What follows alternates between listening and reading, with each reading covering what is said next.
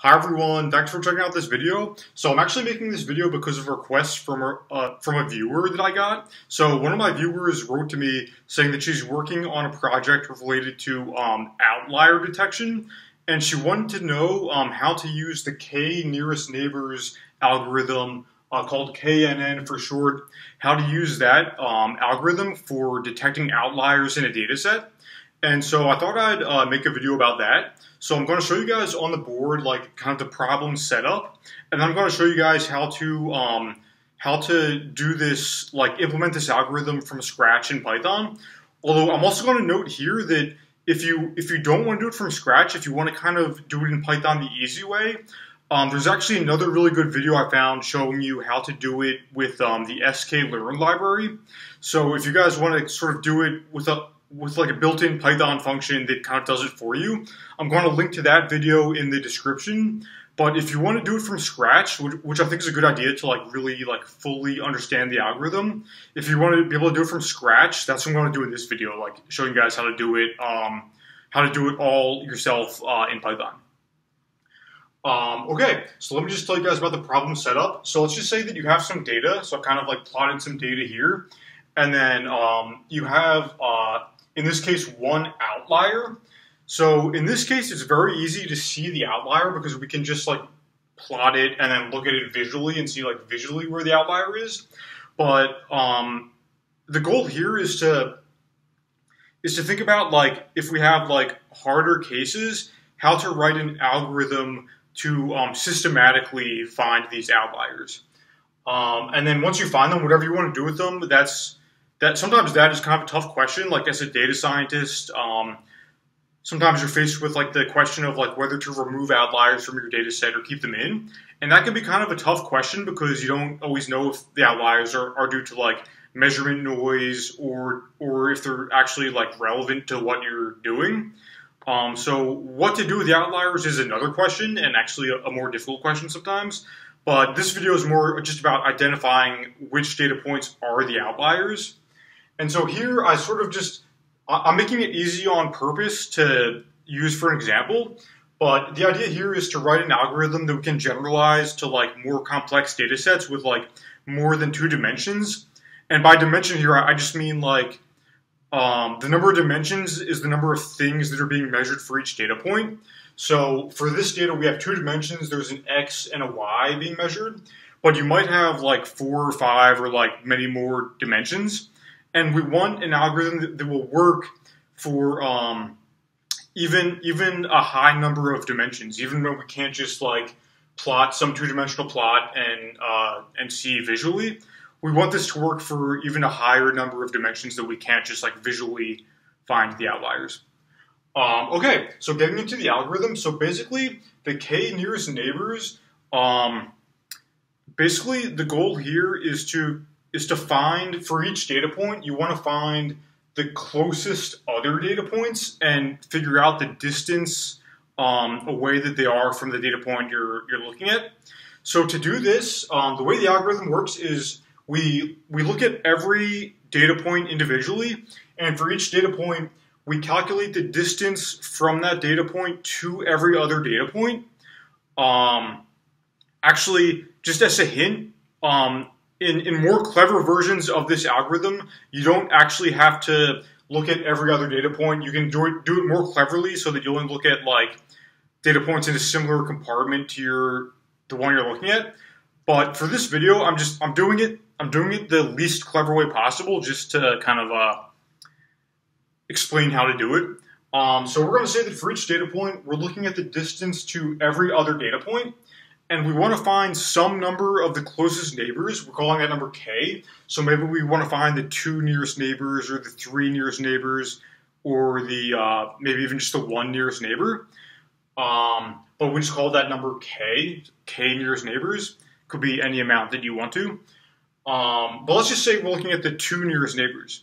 So we look at, like, for every data point, let's just say for this one, we find the 2 nearest other data points, and then we think about these distances, and then we just take the average of these 2 distances, and we record that average distance. So we do that for every data point. Go through, do it for this one, too. Record the average of these distances. Go through, do it for all of the data points. And then get some average distance for each data point, like how far away it is from the other closest data points. And then at some point, we'll also be doing this for the outlier too, right? So for the outlier, you can already see here that this average distance from the nearest other data points, it's going to be a higher number, right? Because it's further away. It's further away from the rest of the data points. So this number we're recording, the average distance from this outlier to the other two data points, that average distance will be higher than for all these other data points. So based on that average distance, that's how we can detect these outliers. Yeah, if any of this is confusing to you guys, I think it might be easier when I actually show you in the code too. But yes, that's just going to be basically how we're going to do that. Yeah, so pretty straightforward. That's kind of the problem set up. So the next thing I'm going to do is show you guys how to actually write the Python code to basically implement this algorithm from scratch. Okay, so the first thing we're going to do, like usual, is just start off by importing the libraries we need. So we're going to import numpy, random, matplotlib.pyplot, and then the math library. So yeah, I'm using a couple of those. And then now what we're going to do, just so we have something to work with, I'm going to make up like a fake data set. And I'm just going to make this so that we can add some outliers to it and then visualize it and then try to do the outlier detection and see if we can remove the outliers and then check our work visually to see if it worked or not. But yeah, let's just make up some data. Just say make some sample data. Sample size is going to be 100. You guys can make it whatever you want. I'm just going to use 100 for now. And then let's just make a empty list called data. And we're just going to generate some random data and put it in this list. So I'm just going to say for I in range sample size. I'm going to say num1 equals np.round random.uniform 1 to 5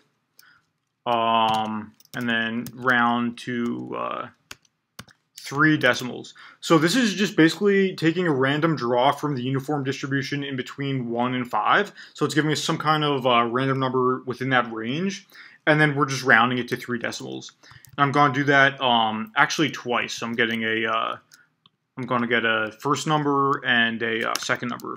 So we're basically our data is going to be 2-dimensional so that we can visualize it. But again, the goal here is to write the algorithm in a way that it can be generalized to any dimension of data that we have. So even though we can't visualize 4 or 5-dimensional data, it's going to be written in a way that we can still use the same algorithm to pick out outliers even in 4 or 5-dimensional data. Okay, and then we're just going to say data.append a new list with num1 and num2. So basically data here is a list of other lists, and then each list within data has a first number and a second number. So that's just going to be the way we're storing the data. Okay, so then the next thing I'm going to do is actually edit some of these data points to make them outliers. So I'm basically going to say, I guess I'll leave a comment first to try to get in a better habit of commenting this stuff. So say edit some random data points to make them outliers. Okay. Yeah, so we're going to pick a random index in our data list. So we're going to say rand int equals random.rand_range, going from 0 to sample size. Okay, so this is just basically giving us a random index in between 0 and the size of our data, which is 100. So yeah, just picking a random index there, and then I'm going to say data at this random index the first element of it, index 0, is going to equal actually itself plus 10. So basically just editing this data point to add 10 to it to hopefully make it into an outlier. And then I'm going to do the same thing with the second number, that random index of the data. Okay, so this should give us an outlier, at least at this one random index. But I'm actually going to do this a couple times to get a couple different outliers in there. But I'm going to change them up. So instead of having it be like plus 10 each time, the next one I'll just say like minus 12, minus 5. Just moving that random data point in another direction to make it another outlier. And then make this one like maybe minus 6 plus 7. And then the last one, make this one plus 6 minus 7. Okay, so now we should have 4 outliers here, unless one of these random indexes by coincidence was the same as one of the previous ones. In that case, we might have less than 4. But we know that we have at least 1 outlier, and probably 4 outliers. If they were all these random indexes were different, we should have 4 outliers. Okay, so the next thing to do is to just plot this data and take a look at it. Let's just like see what we're working with here. See if it actually looks like what we expect. So to make the plotting a little bit easier, I'm actually going to make a copy of this data, but I'm going to make a copy of it in as a NumPy array just to make it easier to plot. So I'm going to say copy to plot equals np.array data, basically just casting the data into a NumPy array. But the reason I want to leave the original data variable, I want to leave it as a list for now in its original form, because when we go back to delete some elements of it, the deleting is going to be easier if we just leave the original as a list. But to actually plot, I'm just going to make a copy that's cast to a NumPy array. And then from there, we can just say plt.scatter copy to plot. We're going to plot all the rows in the first column, and then all of the rows in the second column. Yeah, so hopefully it looks like what we expect. Okay. Yep. So at this point, we've made an example data set that has our data as well as some outliers. So we have 4 outliers here. If you guys, by some chance, are seeing like 3 outliers, don't worry, because that probably just means that by coincidence, two of the random indexes turned out to be the same random number. But yeah, probably most of you will be seeing 4 outliers here. Okay, so now that was kind of the easy part, just making the example data. Now it's going to be the little bit harder part of actually writing this algorithm to go through and see if we can identify these outliers and remove them. But okay, so now we've made this example data set. Now let's talk about how to actually implement the KNN outlier detection. So the first thing we're going to do here is make a 2-dimensional NumPy array. Basically think of it like a matrix, but I don't want to use the term matrix because a matrix in NumPy is actually another type of object. But we're just going to make a 2-dimensional NumPy array to store all of the distances between each point and every other data point. So we're just going to call this. Actually, before we do this, we need to just maybe make some variable n to tell us the number of data points we have. Should be the same as the sample size, which is 100. But I'm just going to call it n for here, just for short. So then we're going to say distance matrix, or distmat for short, equals np.zeros. Shape equals n rows and n columns. So basically, this is giving us like a 2-dimensional NumPy array that has a row for every data point and a column for every data point. So with each element in this two-dimensional NumPy array, each element is going to represent the distance between one data point and one other data point. Okay, so now we need a way to actually like take in the data points and calculate the distance between them. So I'm actually going to define a new function for that up here at the top. I'm going to make a new function for calculating these distances. So I'm just going to make, a comment here, calculate Euclidean, hope I spelled that right, distance between points. Okay, so I'm just going to say def calc distance,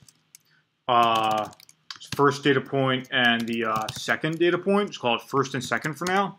So the way that we're going to calculate distance between points basically is just going to be like the Pythagorean theorem. So if you guys remember from like 8th grade or whatever, the Pythagorean theorem is just like for a right angle triangle. You find the length of the hypotenuse by taking the squares of the lengths of the other two sides.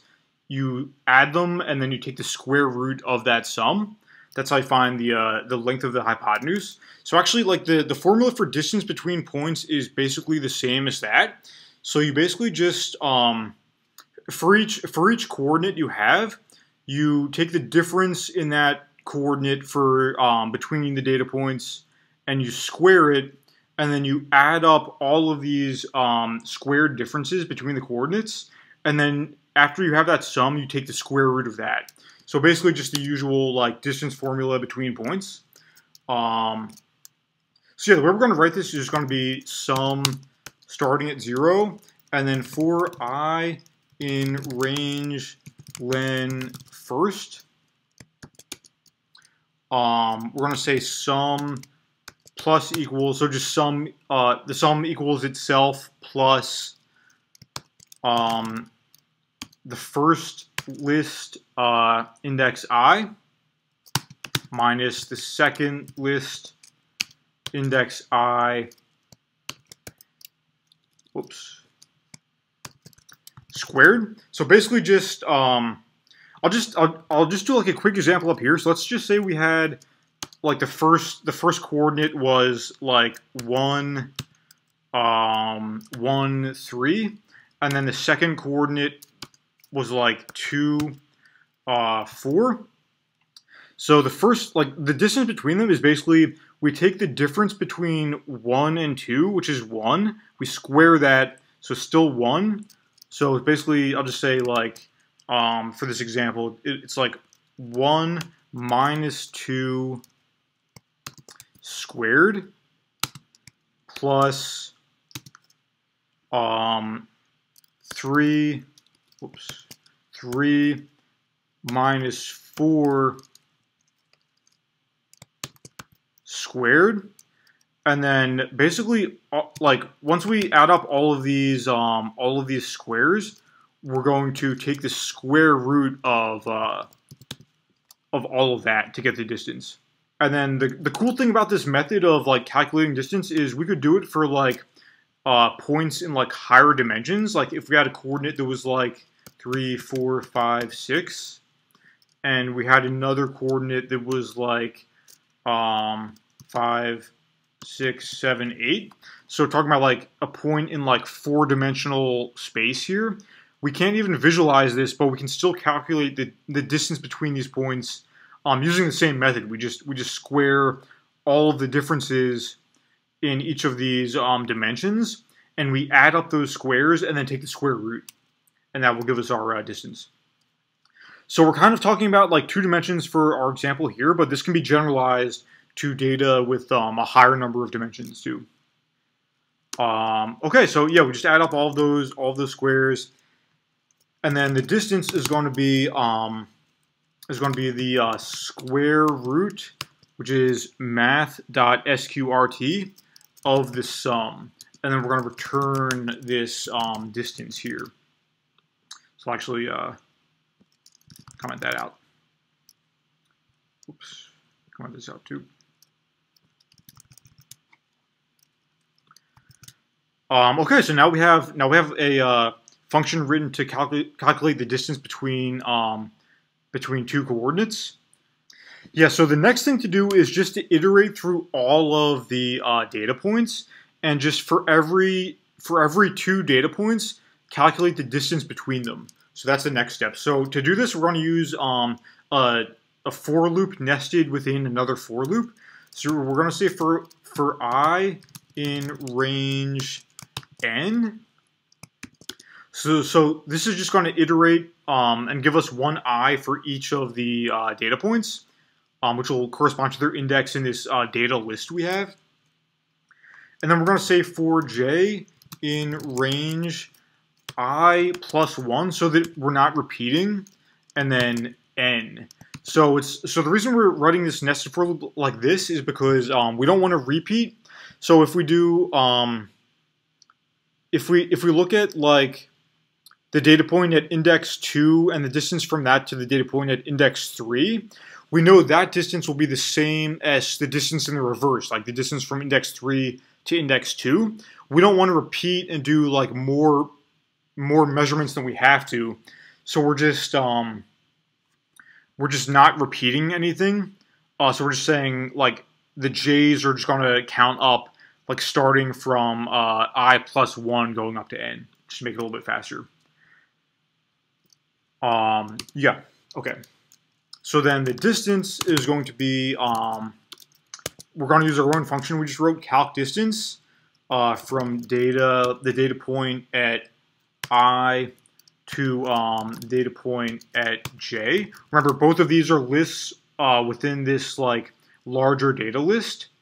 Yeah, both of these are just lists of coordinates. Yes, that's just giving us our distance, and then we're just going to say, we're basically going to save this in our distance matrix. So we're going to call, we're going to say distance, or sorry, dist mat at ij equals dist, and then we're going to say the same thing in the reverse too. So we're going to say, since we know that this distance is this number, going the other way from the data point at j to the data point at I, it's still going to be the same distance. So we don't need to do that calculation twice. We just know that going in both directions, same distance between the 2 points. Okay, so the next part is going to be a little bit more complicated, but I hope you guys can just kind of stay with me. So the next point, the next part is, now that we have all of our distances between every 2 points saved in this matrix, now we need to do the part of actually finding the nearest neighbors for each data point. So the way we're going to do this is we're going to say, again, just iterate through all of the data points and try to, for each one, find the closest neighbors. So we're going to, again, say for I in range n, again, just iterating through every data point we have. Oh, we need somebody to save this in, too. So, yeah, we're going to make, I'm just going to make something that says, like, average, yeah, distance list, because we're going to try to find, and let's just say for now, we'll just say, like, we're going to look at the 3 nearest neighbors. You guys could change this to be something else, but we'll just say, like, 3 nearest neighbors, and we want to basically find all those nearest neighbors for each data point and save the average of those 3 distances to those 3 nearest neighbors. Okay, so for each data point, at index I, we're going to say all of the distances for all of the other data points, how far they are from this data point at index I. That's just going to be the list of the dist mat at index I, and that's just all of the distances relative to our data point at index I. So at this point, this is basically just a list of all of the distances, like, relative to each other data point. So what we need to do now is just order them. We want to order these distances, like, basically sort them in a way that's like sorting, like, the smallest to the largest. So basically, we're just going to call, like, the like Python, like, sort function here, which is going to say all this equals sorted, just Python function here, sorted all this. So this should give us just the sorted distances going from lowest to highest. At this point, let's just check and make sure that things are going okay here and that we're getting something that makes sense at this point.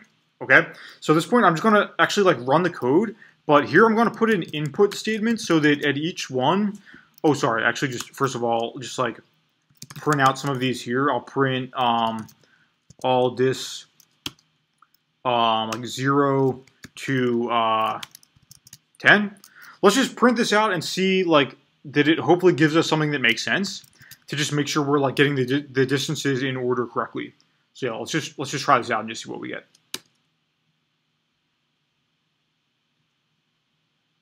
Yeah, okay. So it looks like they've been ordered properly, going from lowest to highest. Something you might notice is that the lowest distance in each of these cases is 0, and that's because that's the distance from this data point to itself. So we need to make sure we're remembering to ignore that 0, because that 0 is not the distance relative to another data point. That's the distance relative to itself. But all of these other ones that we're seeing, these are the distances that we calculated of this data point, how far away it is from every other data point. And so what we want to do here to get the 3 nearest neighbors, remember k nearest neighbors can be any number we want, but we're just saying 3 for example for now. So basically to get the k nearest neighbors, or in this case the 3 nearest neighbors, we're basically just going to say call this neighbor distances equals all this going from 1, because remember the 0 index is just going to be this 0 distance to itself. We don't want that. We want to start at the second index, index 1. That's the closest neighbor, the distance to the closest neighbor, and then we're going to go to k plus 1. Because remember, we need to shift everything over by 1. Yes, let's try printing this out now. Just print the neighbor distances for hopefully the 3 closest neighbors. Let's try printing that out. Yeah, so this seems to be working now. It's just for each data point, it's telling us the distances to the 3 closest other data points. Yeah, it looks like it's working properly. I think I can even just see already this looks like one of the outliers. I think, because see, it's got higher distances compared to all the other ones.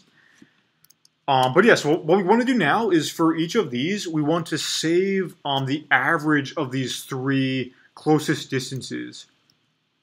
So we're basically just going to say average distance equals np dot mean of the neighbor distances, and then we're just going to save this. So just average distance list. We're going to append the average distance to this 3 closest neighbors.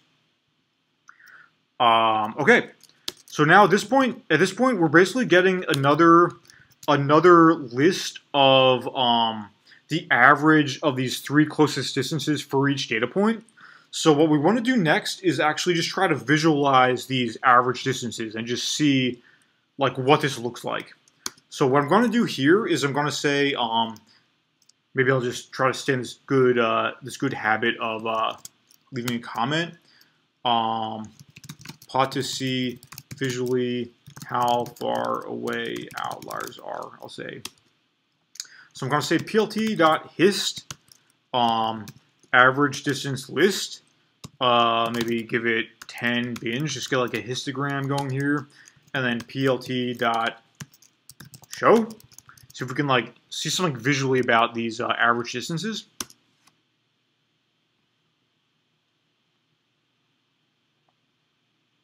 Yeah, so we can see that most of these average distances are pretty low because most of the points are pretty close to each other. But we have some ones up here that are kind of high. So we have like one of these was around 6, some other ones around 9 or 10. So basically we want to like try to look at this visually and come up with a threshold we can use to figure out which of these like higher average distances like correspond to outliers. So this part is kind of, you have to kind of like make a judgment based on this distribution of like average distances. But again, I'm making this example like easy on purpose just to demonstrate. So I'm going to say here, I'm just going to say everything over 3, everything with an average distance higher than 3, I'm going to call an outlier. Just again, kind of going with this easy example here, it's going to say everything over the distance of 3 for these average distances, that's going to be an outlier. Okay, so now we've made that like visual judgment. I'm actually just going to comment this out, and then I'm going to, I'm just going to use the same for loop here, but I'm going to now like make another empty list to save the indexes of the outliers. So I'm just going to call this new list outlier ins, another just empty list here. And then basically what I'm going to say here is if average distance is greater than 3, again, this is just a judgment call. I just decided that 3 is what makes sense for a threshold here. In a real life case, it may not be that clear cut. You may have to kind of use some judgment here about like what's a good threshold to use. But here, just making it easy for you guys, just going to use a threshold of 3. So basically, if the average distance is higher than 3, I'm going to say that that data point is an outlier. I'm going to append that index I to this list of outlier indexes. Okay, so now at this point, after this runs, we should have, maybe I'll again just print it out to make sure it works. We should have a list of the indexes for our outliers. Yes, let's print this to make sure we're getting something. And yeah, so we have 4 indexes that hopefully correspond to our 4 outliers. But so the last thing for this video is I'm actually just going to like do another plot. I'm actually like the first thing I'll do actually is just remove these data points and then like plot it again with the outliers removed and see if it actually worked. So to do this, I'm basically just going to say yeah, again, another comment, trying to have like a good commenting habit here. I'm going to say just removing outliers. So the way we're going to do this is, and this will make sense in a second, we're going to sort the outlier indexes so that they're going from highest to lowest.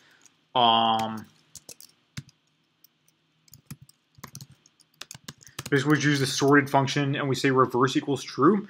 The reason we're doing that is because for each index, we're going to be removing it from our data list, the original data list we had. But we don't want to, when we remove an index, we don't want to screw up all of the other indexes that come after it.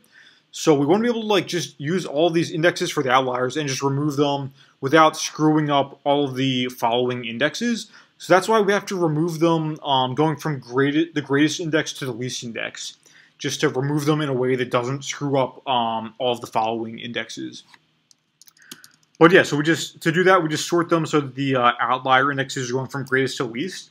And then we're basically just going to say for ind in outlier ins, I'm just going to say delete data at that index. Okay, so hopefully this worked. Hopefully this deleted all of our outliers.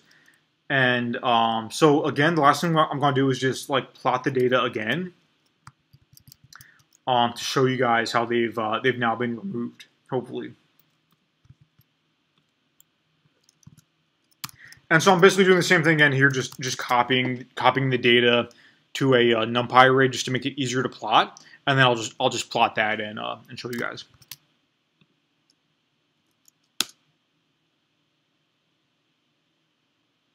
Yeah, so at this point now the outliers are removed, and it might look like more cluttered, but that's only because That's only because the data is more zoomed in now. We're not seeing any far out, like far away data points. So we're now getting like a more, like Matplotlib is giving us a more like zoomed in, closer picture of the data.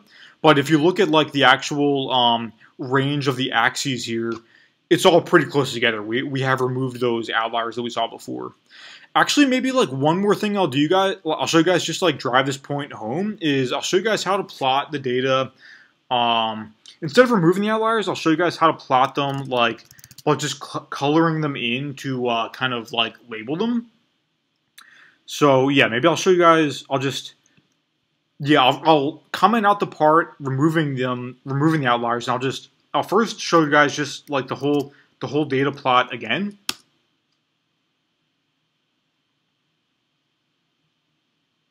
So here it is with all the outliers, and then I'll just show you guys. I'll basically do the same thing, except here I'll plot, instead of plotting all of the rows in the first column, I'll plot only the outlier rows in the first column, and then the outlier rows in the second column, and then color this. Let's just color them in red.